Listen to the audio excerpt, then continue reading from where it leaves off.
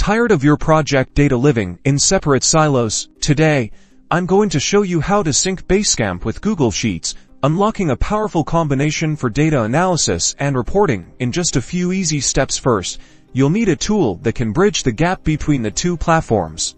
A popular choice is a service like Zapier or Integromat, now known as Make. For this tutorial, we'll use Zapier. Head over to Zapier.com and create an account if you don't already have one. Once you're logged in, click on Create Zap. This will start the process of building your automated workflow. Now, search for and select Basecamp as your trigger app. A trigger is the event in Basecamp that will initiate the data transfer. Common triggers include new to-do assign or new project created. Choose the trigger that best suits your needs. You'll then be prompted to connect your Basecamp account. This usually involves providing your Basecamp API key, which you can find in your Basecamp account settings under AP and Mobile. Next, select Google Sheets as your action app. An action is what happens in Google Sheets when the trigger occurs in Basecamp. Select Create Spreadsheet Row as your action event. Connect your Google Sheets account by granting Zapier access now.